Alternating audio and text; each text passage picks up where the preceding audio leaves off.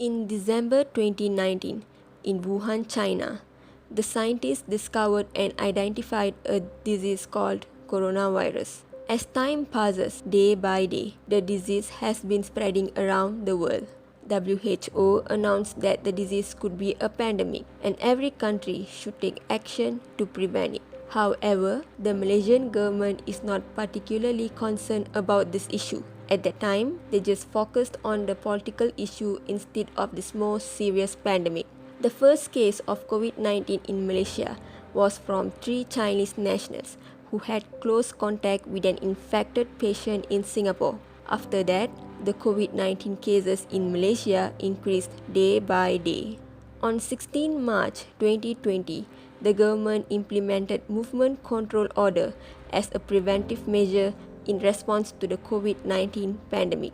During MCO, schools around nationwide were closed and home-based learning has implemented, in which students will have online classes and online exams at home. After that, the government also announced the enhanced movement control order in specific areas. Only certain business sectors are allowed to operate during the pandemic. As a result, many companies were shut down and many people lost their jobs. Some business industries were affected during the pandemic, such as construction, hotel, and aquaculture. However, some industries had a positive impact due to the pandemic. The most obvious is the telecommunication industry, since everyone is staying at home and the internet has become the most important thing in their life.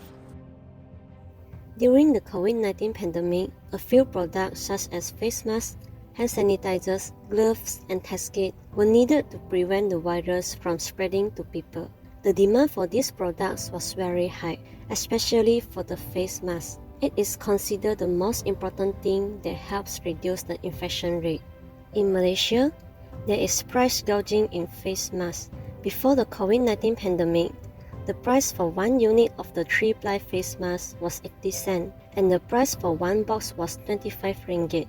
At that time, the demand and supply for face masks were in the average condition. People are less likely to consume it except for specific situations such as air pollution, especially smoke from Indonesia. When the coronavirus outbreak started, people began to stock up. The demand for face masks goes very high while the supply is very low. This is because many workers in face mask producers have been stationed in quarantine zones before returning to work, or they have been tested positive and can't even work. This has led to the scarcity of face masks. Finally, it resulted in a sharp increase in the prices. The price for 1 box of 3-ply face masks has increased to 100 ringgit, which has raised a price that has never been so high in Malaysia. The Malaysian government takes some action to control the price gouging. First, the Malaysian government keeps revising and setting the new ceiling price for face masks to guarantee that there is adequate supply during the country's 2 weeks movement control order. The Minister of Domestic Trade and Consumer Affairs said that the price was set after the government considered a rise in the cost of imported raw materials for producing the face mask. Besides that, he believed that with the new ceiling price, the face mask producer in the country as well as imported of the items would be able to expand the supply for local use. In November 2020, the price for 1 box of the 3-ply face mask was 35 ringgit. There's a reduction of 65 ringgit compared to the price in March 2020. This is the latest ceiling price and also the current price for the face mask. Besides that, to ensure an adequate supply of face masks, there's a restriction on the export of face masks. The Minister of Domestic Trade and Consumer Affairs has banned the export of face masks on 20 March 2020 under the Custom Act 1967. Malaysia telecommunications face demand shocks since people highly depend on the internet during the movement control order. This COVID-19 crisis affects both the demand and supply at the same time. One of the impacts on the demand for telecommunication services is the change in people's lifestyle during MCO. This pandemic leads to changes in Malaysian behavior such as being required to work from home, online learning, shopping online, or exploring new hobbies while staying at home to limit the spread of COVID-19 further. The new lifestyle caused Malaysia's internet traffic to rise by 23.5% in the first week of the MCO alone. This caused a surge in data demands and drove mobile to fixed substitutions as fixed broadband offer higher capacity, more stable speed, and reliability than mobile broadband. The new lifestyle led to a huge demand for telecommunications service and positively impacted the telecommunication industry. Besides that, the expectation for high speed and seamless connectivity is inevitable as the nation embraced new norm due to COVID-19. The states of connectivity require improvement to cater to the rising demand and prepare the nations for the digital economy. To meet the high demand, the telecommunications companies were committed to investing an additional 400 million Malaysian ringgit to expand network coverage and capacity by improving their backhaul infrastructure. The National Fiberization and Connectivity Plan (NFCP) announced building and enhancing national digital infrastructure, especially in rural areas. Due to the enhancement of the infrastructures, the telecommunication service provider can increase the supply with better connectivity to meet the demands of consumers. In Malaysia, the telecommunication industry is categorized under the oligopoly market structure. In this market, the companies always consider the reaction of their rivals when choosing their price, sales targets, advertising budget, and other business policies. The changes in prices or output by one company can directly affect another company because the number of companies is small. Since the telecommunication company in Malaysia can set their price, they come up with lower price service to retain their customer and maintain their profitability during the COVID-19 pandemic. So, a company that puts a lower price than the rival's company will attract more customers. This means a company's price decisions must consider the price set by its competitors. In microeconomic theory, the law of demand has stated that the lower the price of a product or service, the higher the quantity demanded. It is therefore led to a higher quantity demanded in telecommunication service since the service offered by the companies is cheaper during the pandemic. The majority of the construction activity were halted due to the MCO, except those construction activities that fall under essential categories such as medical facility expansion. According to the Department of Statistics Malaysia, the value of the construction done during the second quarter of 2020 was contracted by 44.9%, which amount to 19.8 billion ringgit Malaysia due to the COVID-19 pandemic. Although the construction industry is allowed to operate with strict standard operating procedure on a construction site, but the construction industry is facing a shortage of skilled workers, mostly foreign workers. The demand for the labor after the government allowed the construction industry to be back in operation has caused an increase in the demand for the labor. However, the supply of labor decreased as government implemented restrictions for foreigners to enter Malaysia. Another important impact of COVID-19 on the construction industry in Malaysia is the shortage of the material needed by the construction site. The demand for the material is high for the construction industry after the industry was allowed to operate, but the supply from the manufacturer was very low and the cost to import the material such as steel from China is high, and the price of the steel had risen around 10% during the pandemic. This situation can be explained through the demand and supply theories, where the demand of some products or services are increasing and the supply remain the same or decrease will cause the price to increase as the demand curve will shift toward the right.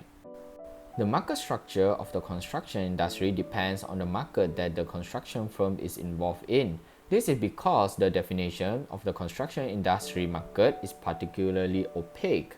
The construction industry is often treated as perfect competition as many of these industry sub-markets are having barriers for new and small firms to enter this market. But this barrier will be low while the industry maintains current practices based on a large number of small and specialized subcontractors. Therefore, some firms in the construction industry were treated as perfect competition. This was further supported by the low usage of bid tendering and reliance on price competition. However, in the construction industry, there is also a small number of large contractors. At this level, the industry was categorized as an oligopolistic market structure. This is because of the high barrier for the new firms to enter due to pre-qualification system and capability requirements that are adopted by the customer to choose the contractor for major projects. Lastly, in the construction industry, there are some firms in monopolistic competition. The medium-sized contractor and also the subcontractor who provide the services such as heating, ventilation, and air conditioning are in a monopolistic competition market as they provide closed substitute goods to the market and there is a large number of seller and buyer in the market. Next, techniques to improve the performance of the company. As the CEO of a company that is declining, the first technique will be to embrace the technology. This is because the project is ever more complex and more extensive in scale with the pass of time. With the help of technology, it reduces time, cost overruns, and production costs. For example, the company can implement mobile construction management software to keep track of the ongoing construction project remotely and use 5D building information modeling during the pre-construction phase, which to manage and maintain the worksite as well as promote better coordination.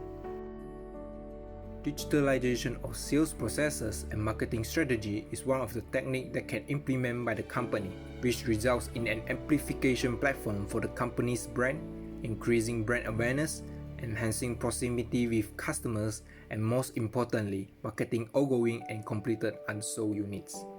For example, the company can conduct virtual site tours and viewings, 360-degree walkthroughs of developments and show units, and sign sale and purchase agreements through video conferencing. Besides that, the company can market and communicate with its target audience with multiple social media platforms such as Facebook, TikTok, YouTube, Instagram, etc. to engage with existing and potential buyers. As local market structures and freedom of entry have resulted in a fragmented landscape of mainly small businesses with limited economies of scale, a highly fragmented ecosystem with a lack of collaboration and underinvestment in planning result in lagging productivity growth and complicates the coordination.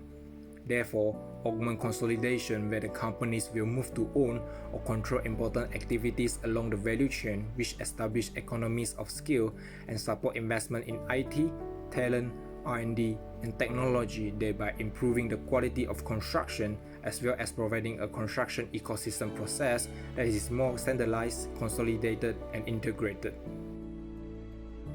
As about 80% of all construction work is still done on site, therefore, implementing innovative construction approaches such as prefabrication and modular construction or off-site construction help the company improve predictability, consistency, and repeatability, as well as lower costs and speed out construction while improving quality and safety. It also takes significantly less time to build and install compared to on-site construction, and this technique allows the rooms with the most complex mechanical and engineering components to be prefabricated and transported to the site. As the construction sector is one of the most labor-intensive industry, therefore, adopting autonomous robotics that exist in construction help the company to reduce human efforts, construction costs, and the project period as well as increase productivity and safety of the workforce. For example, bricklaying robots assisting in construction site security, autonomous of self-driven construction vehicle, humanoid laborers, etc. to improve the performance of the company. Besides the construction industry, hotel industry and aquaculture industry also suffered a decline during the COVID-19 pandemic. Several actions or strategies which related to economics have been taken to help them to survive or grow during this hard time. Let's begin with the hotel industry. First, cost-cutting strategies have been applied in order to maximize the profits or minimize the losses. Since it is so difficult for the hotel industry to generate revenue during the COVID-19 pandemic, what they can do is to minimize the costs, such as staff salaries, utility bills, maintenance charges, and so on. Next, during the outbreak of COVID-19, there was a scarce in the quarantine center built by the government due to the increasing number of COVID-19 cases. Therefore, hotels can serve as quarantine centers so that the issue of scarcity can be addressed and the hotel resources available can be fully utilized. Moreover, the decline in the hotel industry was significantly due to the low demand of hotel rooms. According to the law of demand, the lower the price, the higher the demand. So, in order to boost the demand, the hoteliers should reduce the room rate or other charges to attract more customers. Finally, with the government policies such as providing incentives or reducing taxes, the issues such as unemployment or losses can be mitigated, which in turn drives the growth in the industry. Then, for the aquaculture industry, the government has come up with some incentives or stimulus packages such as monetary incentives and tax relief during the period of weak economic growth. The government stimulus packages are divided into general policy, labor-related policy, and SME-related policy. General policy such as Bantuan Prihatin Nasional, Bantuan Sara Hidup, and EPF withdrawal scheme help individuals in the aquaculture industry who suffered from cyclical unemployment during the COVID-19 pandemic.